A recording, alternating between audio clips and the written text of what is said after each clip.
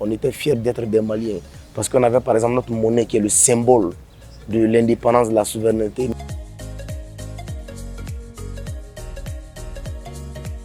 Après plusieurs années de colonisation, le 22 septembre 1960 a été consacré date de l'indépendance du Mali.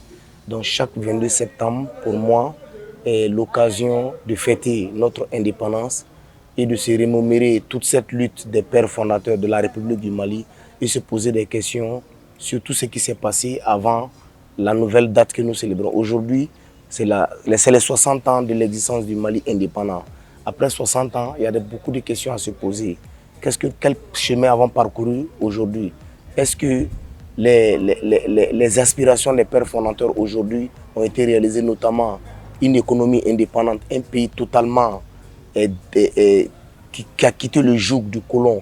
Est-ce qu'aujourd'hui, le Mali est vraiment indépendant? C'est l'occasion de se poser ces questions durant ces 60 ans et ouvrir une nouvelle page de l'histoire de notre Mali indépendant et voir qu'est-ce qu'on peut corriger pour les 60 autres années à venir.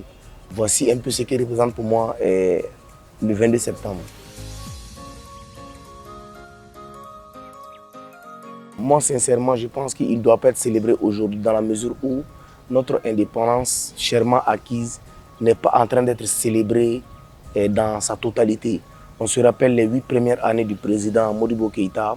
On était fiers d'être des Maliens parce qu'on avait par exemple notre monnaie qui est le symbole de l'indépendance, de la souveraineté. Mais aujourd'hui, on est dans une union monétaire qui est arrimée au trésor français. Ce qui fait qu'on n'a pas cette indépendance en totalité. Aujourd'hui, sur le territoire malien, pour des raisons que je ne vais pas évoquer, il est présent aujourd'hui des forces étrangères.